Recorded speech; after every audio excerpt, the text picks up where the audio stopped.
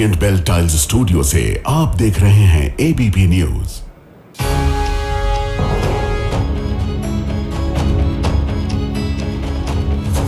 नमस्कार, मैं हूं प्रतिमा मिश्रा। आज दिन की बड़ी खबरों के साथ आइए शुरू करते हैं भारत की बात। शुरुआत उन खबरों से जिन पर विस्तार से करेंगे चर्चा। हॉर्मुज ब्लॉक करने की डोनाल्ड ट्रंप की डेडलाइन खत्म हो चुकी है। अगर ट्रंप ने हॉर्मुज पर नाकेबंदी की तो देश और दुनिया में कैसे आर्थिक तबाही आ सकती है, इसका विश्लेषण आज हम करने वाले हैं। देश के कई शहरों में आज सैलरी पर युद्ध हुआ है। नोएडा से लेकर फरीदाबाद और बुलंदशहर तक श्रमिकों ने सैलरी की मांग पर हिंसा आगजनी क्यों की है, हम आपको दिखाएंगे। डोनाल्ड ट्रंप ने ईरान के बाद कैसे भगवान को चैलेंज किया है, कैसे ट्रंप पोप से लड़ रहे हैं और खुद ईसा मसीह बन रहे हैं, ये खबर भी आपके लिए होगी। और हर दिन की तरह रात 8:30 बजे आप मेरे साथ देखेंगे स्पेशल रिपोर्ट हॉर्मुज का भवन। तो शुरुआत करते हैं और आज सबसे पहले बात हॉर्मुज पर होने जा रही अमेरिकी नाकेबंदी की करेंगे। हॉर्मुज को ब्लॉक करने की डोनाल्ड ट्रंप की डेडलाइन बीत चुकी है। ट्रंप ने नाकेबंदी के लिए शाम 7:30 बजे तक का वक्त तय किया था। डेडलाइन बीते हुए लगभग आधा घंटा हो चुका है। अब पूरी दुनिया में हलचल और दहशत दोनों बढ़ी हुई है। क्या हॉर्मुज को लेकर फिर से जंग छिड़ने वाली है? क्योंकि अमेरिका ईरान के बीच बातचीत सफल न होने की एक बड़ी वजह हॉर्मुज स्ट्रेट ही है। युद्ध की शुरुआत से लेकर अब तक हॉर्मुज स्ट्रेट ईरान के लिए एक बड़े हथियार की तरह काम कर रहा है। डोनाल्ड ट्रंप ने अब इस हथियार पर ही वार करने का प्लान तैयार किया है। लेकिन अगर ट्रंप हॉर्मुज की नाकेबंदी के प्लान पर आगे बढ़ते हैं तो इसकी मार सिर्फ ईरान ही नहीं बल्कि पूरी दुनिया झेलेगी। ऑयल एंड गैस की कुल वैश्विक खपत का लगभग 20 से 21% हिस्सा यहां से गुजरता है।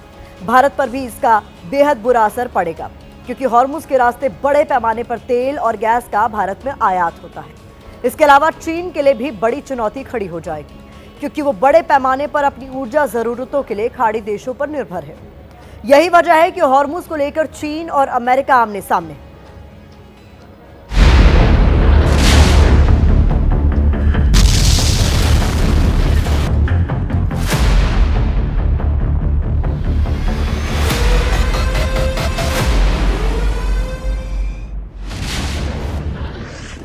फायर से लेकर सीज फायर और तेहरान से लेकर इस्लामाबाद तक हॉर्मुज ही वो मुद्दा है जिस पर पश्चिम एशिया में युद्ध और शांति दोनों का भविष्य टिका है। इस्लामाबाद टॉक्स फेल होने के बाद एक बार फिर हॉर्मुज स्ट्रेट पर अमेरिका ईरान आमने सामने है। इस बार चीन भी हॉर्मुज स्ट्रेट पर अमेरिका को आंखें दिखा रहा है। बातचीत फेल होने के बाद ट्रंप ने ट्रूथ पर लिखा कि अमेरिका ईरानी पोर्ट्स पर एंट्री करने और वहां से बाहर निकलने वाले जहाजों को रोकेगा, यानी समंदर में नाकेबंदी करेगा। इस पर ईरान ने धमकी दी कि नाकेबंदी से ऊर्जा क्षेत्र में भूचाल आ जाएगा। ट्रंप ने हॉर्मुज स्ट्रेट पर माइन स्वीपर जहाज भेजने की बात कही, जिस पर IRGC ने धमकी दी कि हॉर्मुज के पास आने वाले सैन्य जहाजों को युद्ध विराम का उल्लंघन माना जाएगा, उनके साथ सख्ती से निपटा जाएगा। Navy warship 121. ईरान के सरकारी मीडिया ने एक वीडियो जारी किया है। इसमें ईरानी नेवी हॉर्मुज में एंट्री करने की कोशिश कर रहे अमेरिकी नौसेना के मिसाइल विध्वंसक पोत को वापस लौटाने की चेतावनी दे रही है। ईरान ने धमकी दी कि अगर हमारे बंदरगाहों को नुकसान पहुंचा तो मिडिल ईस्ट के सभी पोर्ट्स को तबाह कर देगी। This is Sepah Navy station. You must alter course and go back to the Indian Ocean immediately. If you don't obey my order, you will be targeted. This is Iranian Sepah Navy. अब राष्ट्रपति Trump के plan को लेकर अमेरिकी central command की तरफ से जो जानकारी आई है, उसके मुताबिक ये नाकेबंदी ईरानी पोर्ट्स पर आने जाने वाले सभी देशों के जहाजों पर लागू होगी। इसमें अरब और ओमान की खाड़ी में मौजूद ईरान के बंदरगाह शामिल हैं। इसके अलावा उन देशों को भी अमेरिका रोकेगा जो ईरान को टोल देकर हॉर्मुज से पास होंगे। हालांकि ईरान के अलावा दूसरे देशों के पोर्ट्स पर आने जाने वाले जहाजों को इससे छूट रहेगी, लेकिन यहाँ भी एक सवाल है, क्योंकि हॉर्मुज स्ट्रेट पर आने जाने के लिए लगभग 33 किलोमीटर लंबा एक संकरा रास्ता है। ईरान के मुताबिक यहाँ पर कुछ हिस्से में बारूदी माइन बिछी है। ऐसे में हॉर्मुज स्ट्रेट पर आने जाने वाले जहाजों को बेहद संकरे रास्ते से होकर गुजरना पड़ता है। कोई भी जहाज बिना ईरान की इजाजत और टोल दिए गुजर नहीं सकता। मान लीजिए अगर वो ईरान के अलावा दूसरे पोर्ट से आता है और फिर ईरान को टोल देता है, तब अमेरिका क्या करेगा, ये भी एक सवाल है। हॉर्मुज ब्लॉक करने पर ट्रंप का कोई प्लान तो अब तक सामने नहीं आया है। अभी सिर्फ धमकियों का दौर चल रहा है। कल से एक नाकाबंदी लागू होने जा रही है जो कल 10 बजे होगी। अन्य देश भी इस पर काम कर रहे हैं ताकि ईरान तेल बेच ना सके। हमने बहुत ज्यादा पुल नहीं तोड़े हैं, हमने केवल एक तोड़ा क्योंकि उन्होंने अपना वादा तोड़ा। हम शांति चाहते हैं, हम बातचीत के लिए तैयार हैं, आपको ये समझना होगा। इस बीच चीन के विदेश मंत्रालय का एक बयान सामने आया है। चीन ने कहा है कि हॉर्मुज को लेकर सभी पक्षों को संयम और सेल्फ कंट्रोल रखने की जरूरत है। हॉर्मुज की सुरक्षा अंतर्राष्ट्रीय समुदाय के साझा हितों को पूरा करती है। और इस बीच हॉर्मुज को लेकर एक बड़ी खबर आ रही है। हॉर्मुज पर डेडलाइन खत्म होने के बाद डोनाल्ड ट्रंप की नई धमकी सामने आई है। ट्रंप ने कहा है कि अगर जहाज नाकेबंदी वाले क्षेत्र में आए तो तबाह हो जाएंगे। हम ईरान के जहाजों को तुरंत खत्म कर देंगे। मतलब ये साफ है कि हॉर्मुज को लेकर एक बार फिर अमेरिका ईरान के बीच युद्ध भड़कने के पूरे आसार बन रहे हैं। डोनाल्ड ट्रंप के हॉर्मुज नाकेबंदी वाले प्लान पर चीन भी अमेरिका को सख्त तेवर दिखा रहा है। इसकी एक वजह यह भी है कि ट्रंप ने चीन को फिर से टैरिफ बढ़ाने की धमकी दी है। ट्रंप ने कहा है कि अगर चीन ईरान को हथियार सप्लाई करता है तो अमेरिका उस पर 50% टैरिफ लगाएगा, क्योंकि बीजिंग तेहरान को एयर डिफेंस सिस्टम देने की तैयारी कर रहा है। लेकिन यहाँ सवाल यह है कि अमेरिका हॉर्मुज स्ट्रेट को ब्लॉक क्यों करना चाहता है? इससे ईरान पर क्या असर हो सकता है? हॉर्मुज स्ट्रेट से ईरान अपने तेल गैस निर्यात का बड़ा हिस्सा सप्लाई करता है, जिस पर तेहरान की अर्थव्यवस्था टिकी है। ब्लूमबर्ग की रिपोर्ट के मुताबिक युद्ध के बाद हॉर्मुज स्ट्रेट को घेरकर ईरान ने हर दिन लगभग $139 मिलियन कमाए हैं। इसके अलावा ईरान के पास हॉर्मुज स्ट्रेट पर कंट्रोल की क्षमता है, जिससे वो पूरी दुनिया में तेल गैस का संकट खड़ा कर सकता है। युद्ध शुरू होने के बाद से दुनिया में तेल गैस का संकट पैदा भी हुआ, क्योंकि सप्लाई प्रभावित हुई है। यही नहीं, हॉर्मुज स्ट्रेट पर कंट्रोल के सहारे ही ईरान यहां से गुजरने वाले जहाजों से टोल वसूल रहा है और युद्ध में भी कमाई कर रहा है। एक अहम बात यह भी है कि हॉर्मुज स्ट्रेट की वजह से खाड़ी के इलाके में ईरान की स्थिति मजबूत है। यह ईरान की सुरक्षा का भी एक बड़ा हथियार है। यही वजह है कि अब ट्रंप सीधे हॉर्मुज स्ट्रेट पर प्रहार की तैयारी कर रहे हैं। ओमान की खाड़ी में वॉरशिप और फाइटर जेट के जरिए वो समंदर की नाकाबंदी कर सकते हैं। लेकिन अगर ऐसा हुआ तो भारत और चीन पर इसका बेहद बुरा असर पड़ेगा।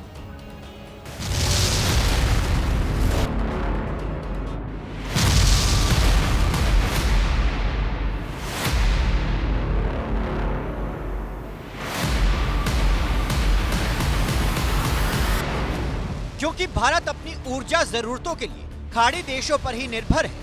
युद्ध के बाद पहले ही भारत में तेल गैस की सप्लाई पर संकट है।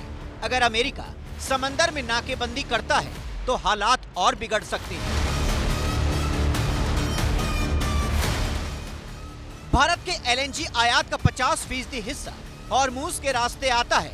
अगर इसमें रुकावट आती है तब गैस सप्लाई प्रभावित होगी। इसका असर बिजली, फर्टिलाइजर्स और शहरों में गैस डिस्ट्रीब्यूशन पर पड़ेगा। भारत में आयात होने वाली 85% एलपीजी सप्लाई हॉर्मुज स्ट्रेट से आती है। अगर सप्लाई प्रभावित होती है तो रसोई गैस पर फिर से संकट खड़ा हो सकता है। अमेरिका की नाकेबंदी के बाद कच्चे तेल के दामों में और तेजी आएगी। ट्रंप की हॉर्मुज ब्लॉक वाली धमकी के बाद से ही क्रूड ऑयल $100 प्रति बैरल से ऊपर है। अगर कच्चा तेल महंगा होगा तो पेट्रोल डीजल के दाम बढ़ सकते हैं। नतीजा आम आदमी पर महंगाई की शक्ल में सामने आ सकता है। यदि इनके झगड़े के चक्कर में पूरी दुनिया की सप्लाई रुक जाती है तो भारत में पहले ही कुछ कमी हो रही है। स्ट्रैटेजिक रिजर्व का इस्तेमाल करें, लेकिन कमी बढ़ती जा रही है तो जरूर ही परेशानियां बढ़ जाएंगी। इसका कॉस्ट पे फर्क पड़ेगा, क्योंकि अभी जो भारत इंपोर्टेड चाहे ऑयल खरीद रहा हो चाहे एलएनजी खरीद रहा हो, स्पॉट प्राइस पे खरीद रहा है। स्पॉट प्राइस बहुत ज्यादा है।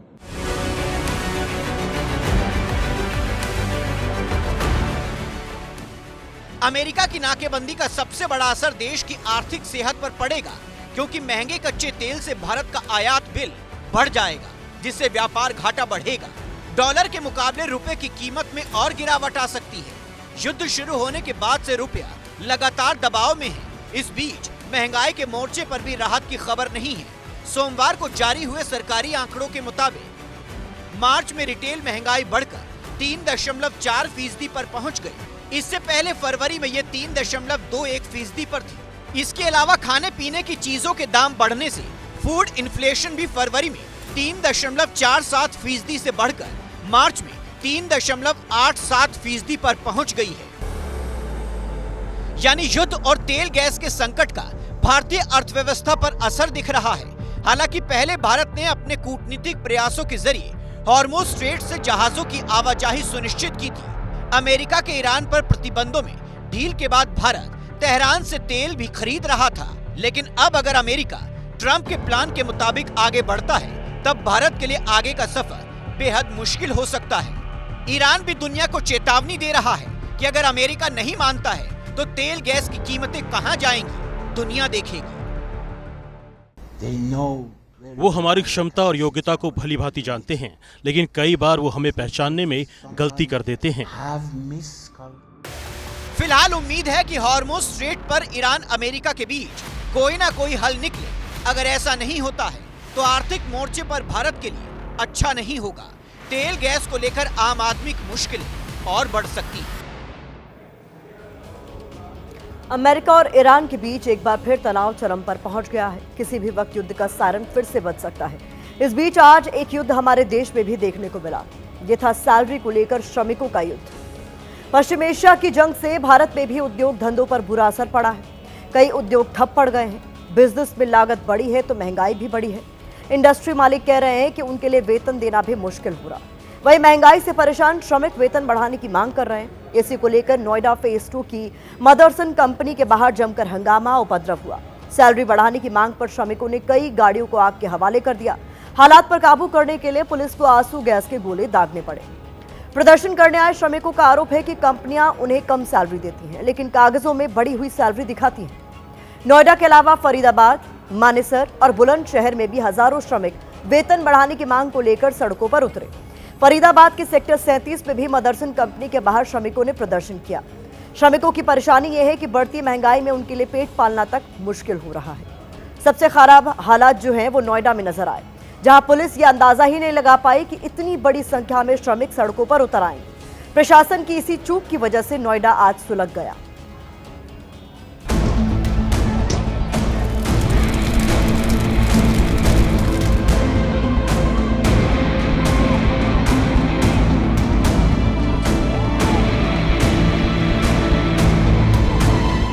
राजधानी दिल्ली से सटे नोएडा में आज श्रमिकों के आंदोलन ने सब कुछ धुआं धुआं कर दिया।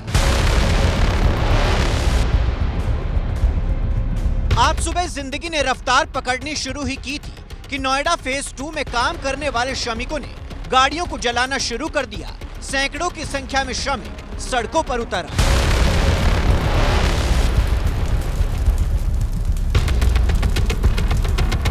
पिछले 3 दिन से श्रमिक शांतिपूर्ण प्रदर्शन कर रहे थे। इनकी मांग है कि सरकार ने नए लेबर एक्ट को लागू कर दिया है, जिसके तहत 20,000 रुपए मासिक वेतन तय हुआ है। इसके बावजूद उन्हें 12 से 15,000 रुपए सैलरी दी जा रही है। इन श्रमिकों ने इसे अपने साथ नाइंसाफी बताया और आज इनके गुस्से का ज्वालामुखी फूट पड़ा। और आप देख सकते हैं कि किस तरीके से श्रमिकों ने यहाँ पर वाहनों को आग के हवाले किया है। आप देख सकते हैं ये निजी वाहन है और इसको भी आग के हवाले किया गया है।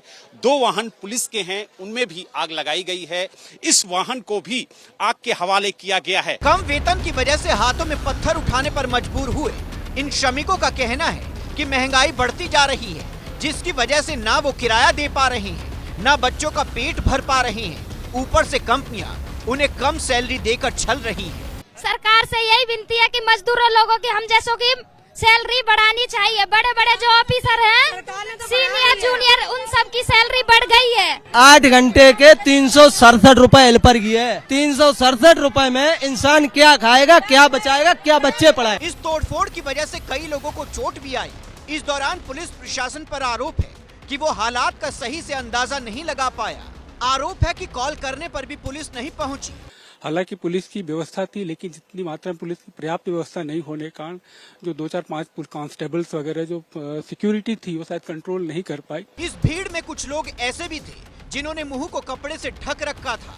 अब इन्हीं शरारती तत्वों को हिरासत में लेकर पूछताछ की जा रही है। अचानक बिगड़े हालात ने नोएडा से दिल्ली तक की रफ्तार को रोक दिया। सेक्टर 62 के पास लगे जाम में हजारों लोग कई घंटे तक फंसे रहे। सीधे तौर पर अगर मैं आपको तस्वीरों में दिखाऊं तो एक लंबा जाम आपको सड़कों पर देखने को मिल रहा है। वजह यह है कि तमाम जो श्रमिक हैं उनकी जो सैलरी है वो बढ़ी नहीं है, इसकी वजह से सड़कों पर एक लंबा जाम है। फिलहाल स्थिति काबू में है, अब भी पुलिस फोर्स तैनात है। इस प्रदर्शन के बाद नोएडा के सेक्टर 59, 60 और 62 में बनी फैक्ट्रियों में काम ठप है। अब हिंसा के बाद श्रमिक पलायन कर रहे हैं। जिस तरीके के हालात है उसको देखते हुए अपने घर की तरफ जा रहे हैं। जी इस टाइम हालात कुछ ज्यादा बिगड़े हुए हैं, कंडीशन बहुत ज्यादा खराब हो चुकी है, लेकिन सरकारी तरफ से अभी कोई भी सूचना नहीं दी जा रही है। वर्कर परेशान है, उनकी कोई मांग कोई डिमांड पूरा नहीं हो पा रहा। सवाल तो उन कंपनियों पर भी है जिन्होंने नया लेबर एक्ट लागू होने के बाद भी इसे ठीक से लागू नहीं किया है, जिसकी वजह से आज नोएडा का सुकून छिन गया।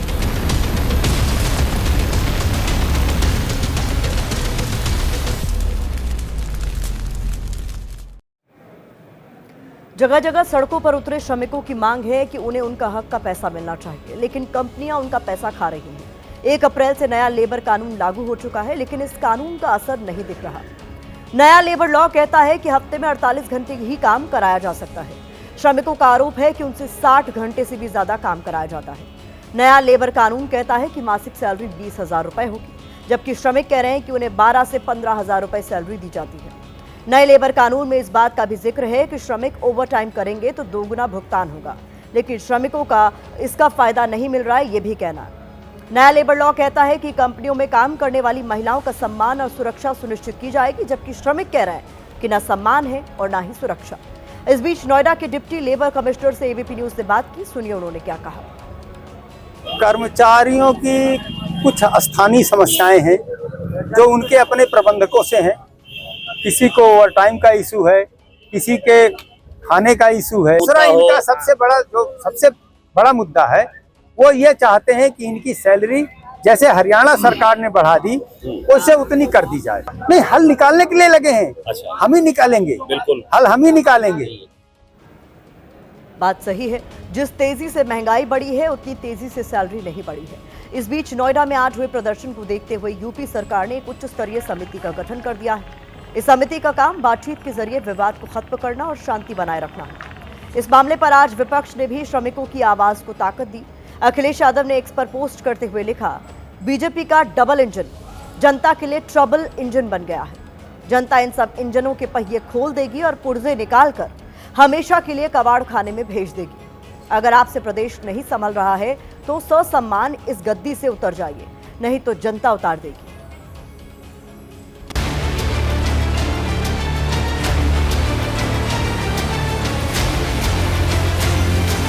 सरकार लोकतांत्रिक सरकार नहीं है, लोकतंत्र में विश्वास नहीं करती है, एक तंत्र में विश्वास करती है। आप परिश्रम करिए, मेहनत करिए, हर अन्नदाता किसान को, हर श्रमिक को हम सम्मान देंगे। क्या मांग कर रहे हैं श्रमिक? सरकार से क्या मांग रहे हैं? सरकार से प्रोटेक्शन मांग रहे हैं, लेकिन सरकार तो अडानी और अंबानी की है। अडानी और अंबानी की सरकार कैसे श्रमिकों को प्रोटेक्ट कर सकती है? सैलरी पर संग्राम के बाद फिर जंगी संग्राम पर लौटते हैं, जहां ट्रंप अब खुद को भगवान समझने लगे हैं। ट्रंप कभी युद्ध छेड़कर खुद को शहंशाह की तरह दिखाते हैं, कभी डेडलाइन देकर अपने आप को सर्वोच्च दिखाने की कोशिश करते हैं। ट्रंप सीज फायर का ऐलान कर ऐसे दिखाते हैं जैसे वो दुनिया के सबसे बड़े शांति दूत हैं, और ईरान से बात नहीं बनती है तो यही ट्रंप फिर धमकी पर उतर आते हैं। लेकिन इस बार ट्रंप ने जो किया है वो इससे भी आगे की चीज है। अब ऐसा लग रहा है जैसे ट्रंप खुद को भगवान बताने लगे हैं। इस वक्त जो आप तस्वीर देख रहे हैं, इसे ट्रंप ने ही सोशल मीडिया पर शेयर किया है, जिसमें ट्रंप खुद को जीसस की तरह दिखा रहे हैं।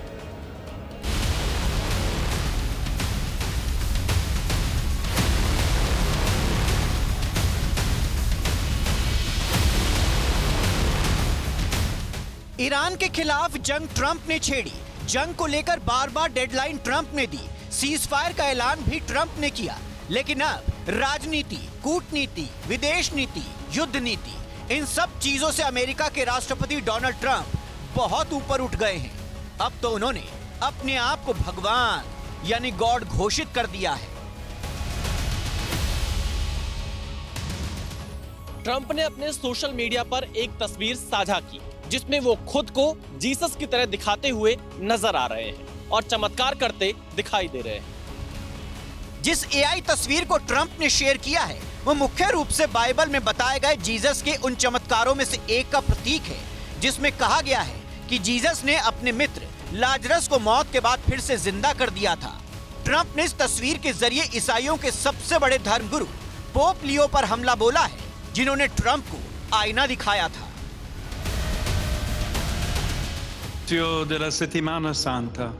यही हमारे परमेश्वर हैं यीशु, शांति के राजा, जो युद्ध को अस्वीकार करते हैं, जिनका इस्तेमाल कोई भी युद्ध को सही ठहराने के लिए नहीं कर सकता।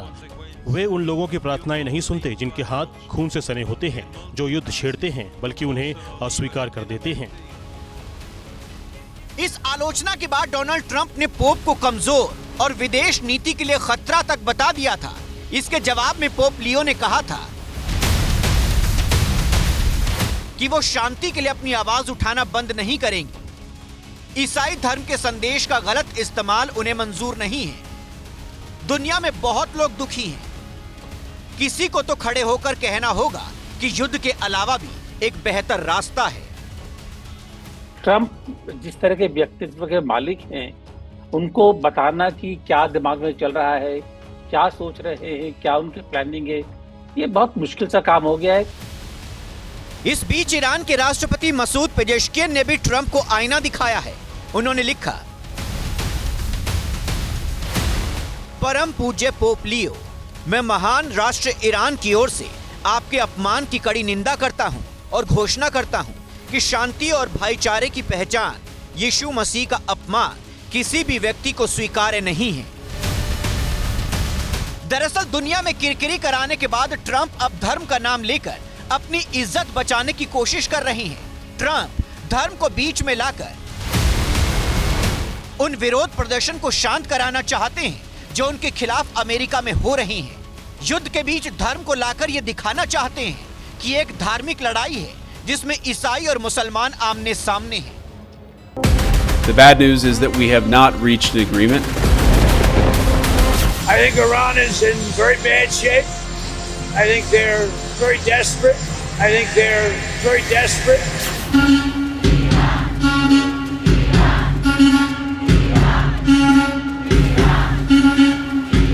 Tomorrow we have a blockade going into effect.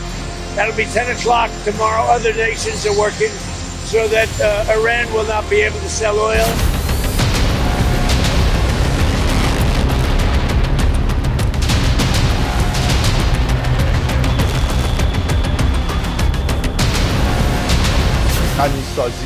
Trump एक हारे हुए राष्ट्रपति की तरह बोल रहे हैं।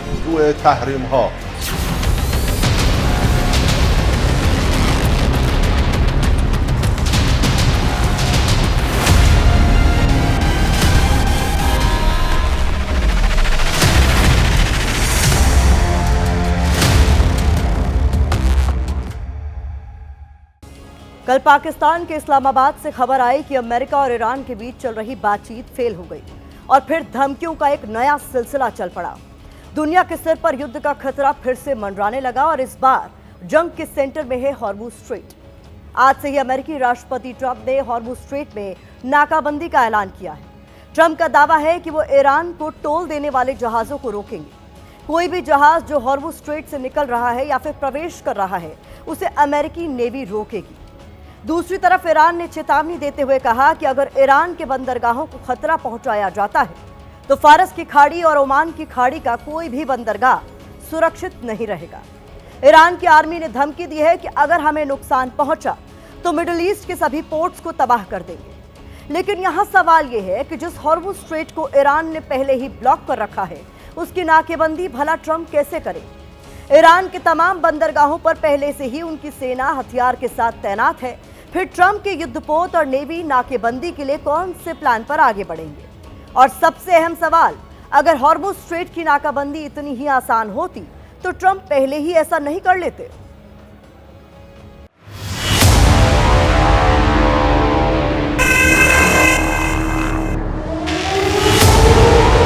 Last warning.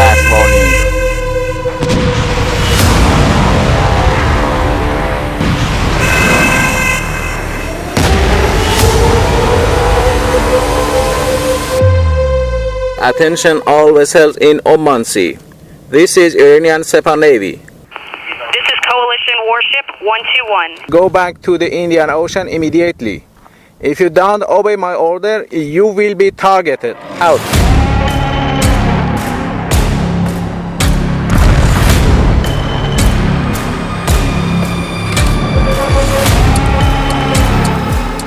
आपकी स्क्रीन पर मौजूद ये कोई साधारण तस्वीर नहीं है, बल्कि स्ट्रेट ऑफ हॉर्मूज के सीने पर पहुंचा अमेरिकी युद्धपोत USS फ्रैंक E. पीटरसन है, जिसे अमेरिकी नेवी का अचूक हथियार कहा जाता है।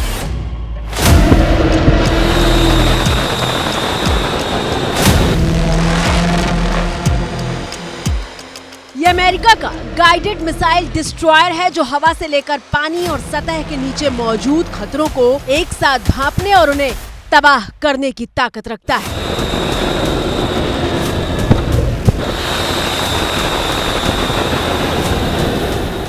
लेकिन जिस युद्धपोत पर ट्रंप की नेवी नाज करती है, वो जब हॉर्मूज स्ट्रेट पर पहुंचा तो ईरान की नेवी ने कड़े शब्दों में उसे वापस लौटने की चेतावनी जारी कर दी।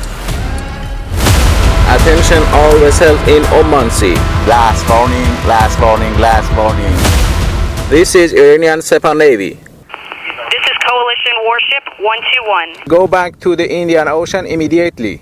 If you don't obey my order, you will be targeted. Out.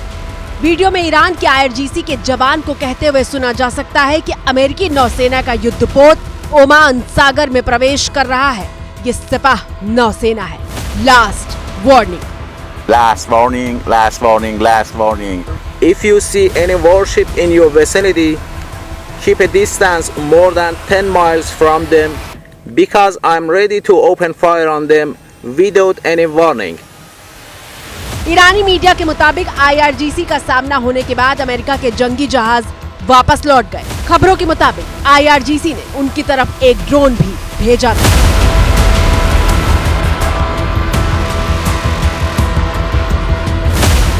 अमेरिकी सेंट्रल कमांड ने यह दावा किया है कि उनकी सेनाओं ने हॉर्मुज स्ट्रेट से बारूदी सुरंग हटाने की तैयारी कर ली है और अमेरिका के 2 जंगी जहाज इस अभियान का हिस्सा बने हुए हैं। इसी के तहत अमेरिकी युद्धपोत USS E. फ्रैंक पीटरसन भी इस अभियान का हिस्सा बना हुआ है। ईरानी मीडिया ने दावा किया कि अमेरिकी युद्धपोत उनकी मिसाइल के निशाने पर था और उसे लौटने के लिए सिर्फ 30 मिनट की मोहलत दी गई थी।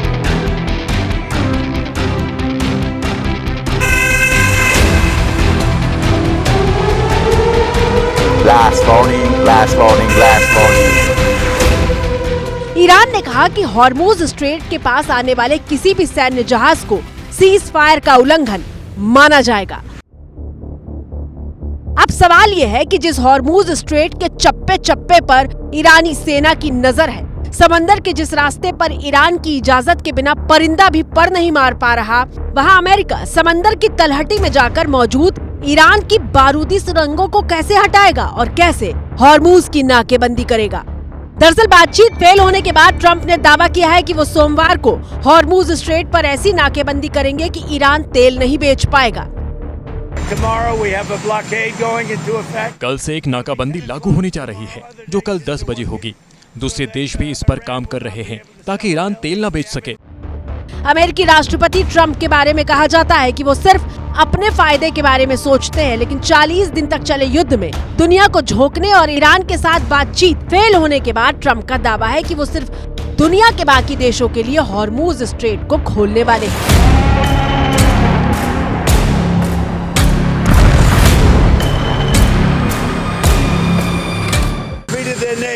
हमने उनकी नौसेना को हरा दिया है, हमने उसकी वायुसेना को हरा दिया है।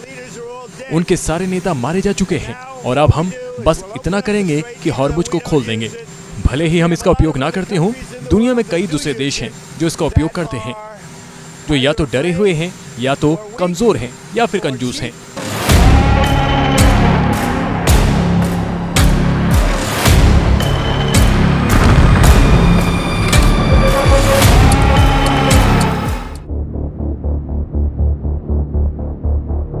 ट्रंप के तमाम दावे पहले भी झूठे साबित हो चुके हैं और इस बार भी उनका दावा हवा हवाई ज्यादा लग रहा है, क्योंकि हॉर्मूज वो पेंच है जिसे ट्रंप पहले दिन से सुलझाना चाहते हैं लेकिन सुलझा नहीं पाए हैं। ट्रंप का दावा है कि किसी भी देश का जहाज अगर ईरान को टोल देकर गुजरेगा तो अमेरिकी नेवी उसे समंदर में ही रोक देगी।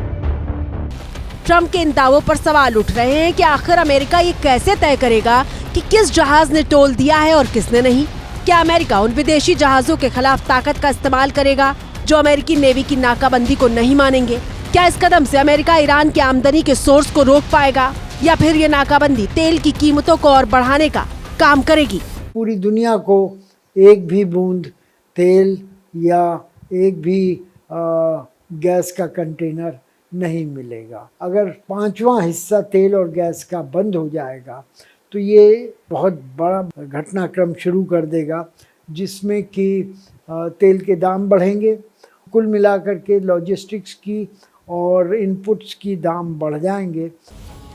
अमेरिका में ट्रंप से विपक्षी पार्टियां भी पूछ रही हैं कि आखिर स्ट्रेट ऑफ हॉर्मुज की नाकाबंदी ईरान को इसे खोलने के लिए कैसे मजबूर करेगी। लेकिन ट्रंप को सवालों से क्या फर्क पड़ता है, वो तो अपनी धुन में रहते हैं।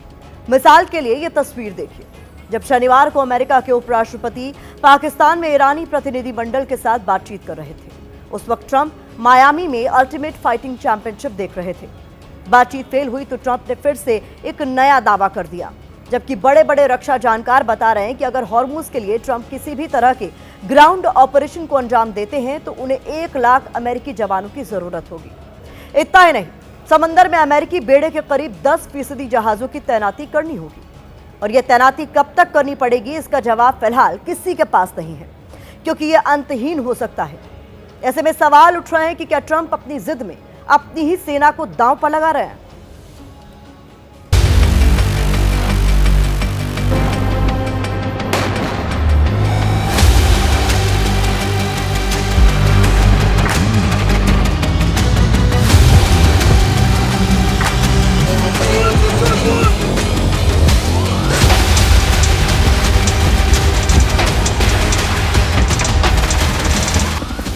अमेरिका के मरीन कमांडो दुनिया के सबसे घातक और सबसे प्रशिक्षित कमांडो कहे जाते हैं।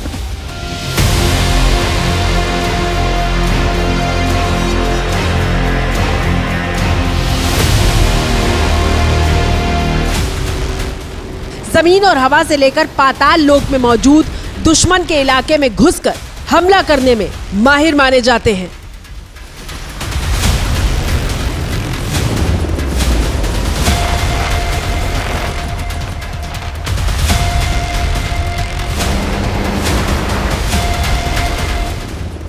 अमेरिका की नेवी दुनिया की सबसे शक्तिशाली नेवी मानी जाती है।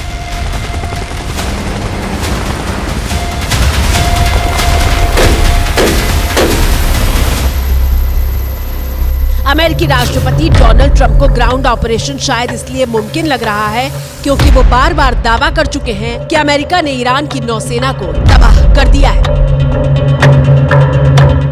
I don't care if they come back or not. If they don't come back, I'm fine. Their military is gone. Their missiles are largely depleted. The manufacturing capability for missiles and drones is largely defeated. लेकिन Trump शायद ये भूल जाते हैं कि Iran के पास एक ऐसी ताकत है जिसका जवाब दुनिया में किसी के पास नहीं है।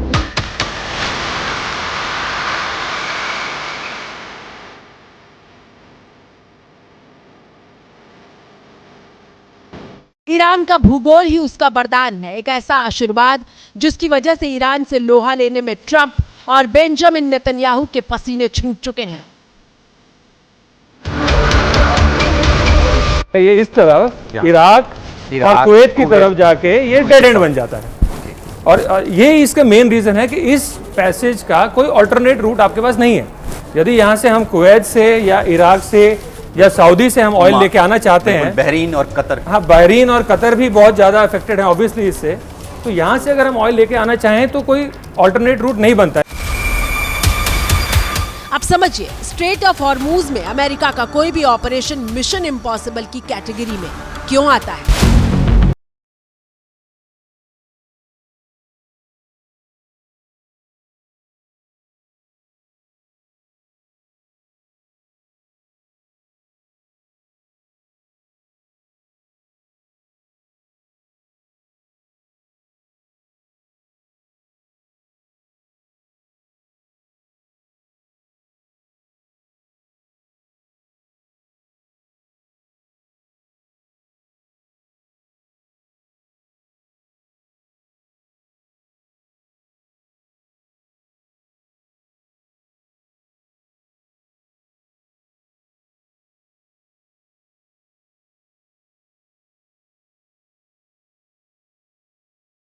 के पास 20 गदीर क्लास की छोटी पनडुब्बियों का एक बेड़ा है, जिसे उत्तर कोरिया के डिजाइन के आधार पर देश में ही तैयार किया गया। पनडुब्बी का वजन 125 टन है। ये पनडुब्बी 2 533 mm के टॉर्पीडो अपने साथ ले जा सकती है। ईरान के पास जहाज रोधी बैलिस्टिक मिसाइलें और ड्रोन है।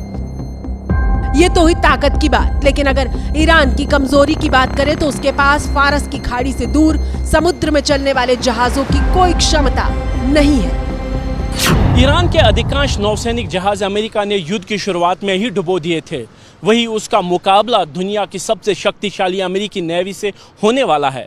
ऐसे में ईरान के पास रास्ता यही है कि वो हार्मुज स्ट्रेट के पास अमेरिकी नेवी को निशाना बनाए। और यही अमेरिकी सेना के लिए सबसे बड़ा चैलेंज है, क्योंकि हार्मुज को खोलने के लिए अमेरिकी नेवी को पास तो जाना ही होगा। इसको रोकना तकनीकी तरीके से संभव तो है, लेकिन जैसा कि मैंने पहले कहा, इसके लिए अमेरिका जैसे बड़ी नौसेना को भी बहुत गहन प्रयास करने होंगे और अपने ग्राउंड ट्रूप्स और शिप्स और एयर सर्वेलेंस को यहाँ पर स्थायी तौर पर नियुक्त करना होगा, जो कि एक तरह से फॉरएवर वॉर की सिचुएशन में होगा। दूसरी तरफ ईरान ने समंदर के नीचे बारूदी सुरंगों का जाल बिछा रखा है। समंदर की गहराई में बेहद आधुनिक सदाफ, महम और रॉकेट माइंस जैसे हथियार शामिल हैं, जो पानी के भीतर छिपकर बड़े बड़े जहाजों को तबाह करने की क्षमता रखते हैं।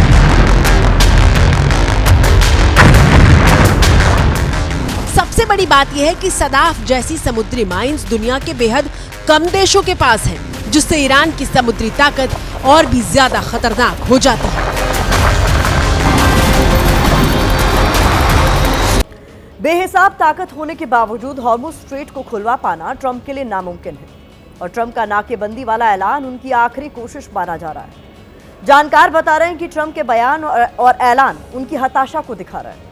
ट्रंप ने एक बार फिर वेनेजुएला का उदाहरण दिया, और अब दुनिया भर के रक्षा एक्सपर्ट्स ट्रंप से कह रहे हैं कि अब तक तो अमेरिकी राष्ट्रपति को यह अच्छे से समझ आ जाना चाहिए था कि वेनेजुएला और ईरान में जमीन आसमान का अंतर है।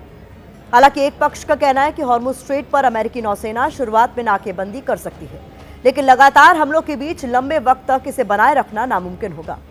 कुल मिलाकर इस वक्त अमेरिका की रणनीति हार्मुज स्ट्रेट के पूरे जलमार्ग पर कब्जा करने के बजाय एक हिस्से तक सिमट गई है, जिसका मकसद ईरानी बंदरगाहों तक आने जाने वाले जहाजों को रोकना है, ताकि ईरान अपना तेल ना बेच सके।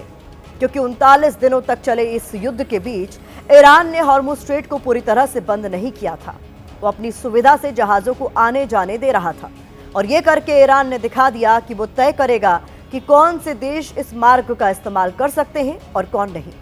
और यही ट्रंप को पहले ही दिन से चुभ रहा है।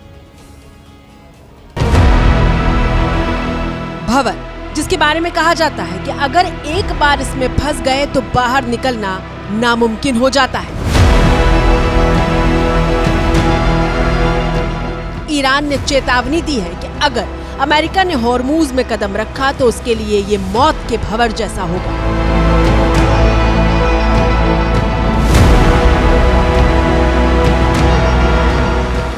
दरअसल ईरान की समुद्री तटरेखा हार्मुज स्ट्रेट के साथ गहराई तक फैली हुई है, जिसकी वजह से बेहद आसानी से जहाजों के गुजरने वाले रास्ते उसकी निगरानी क्षेत्र में आ जाते हैं।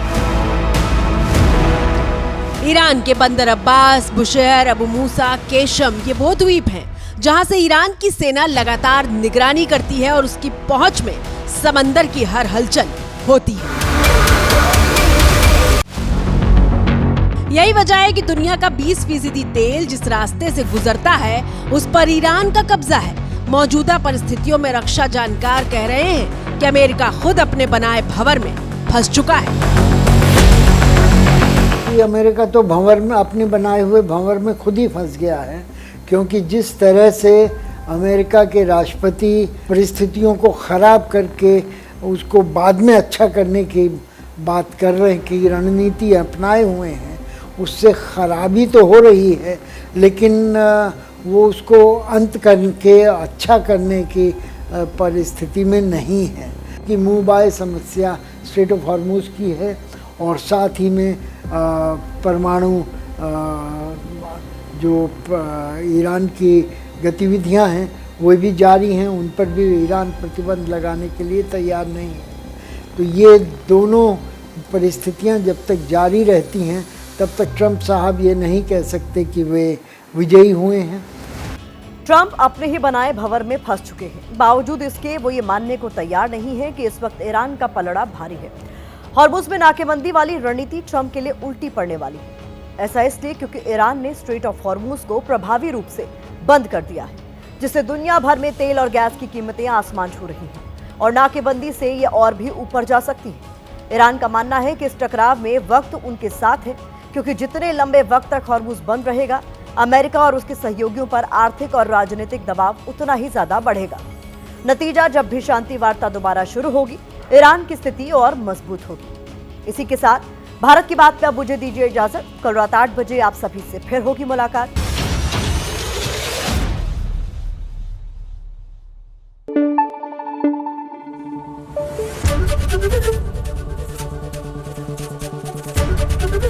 एबीपी न्यूज आपको रखे आगे।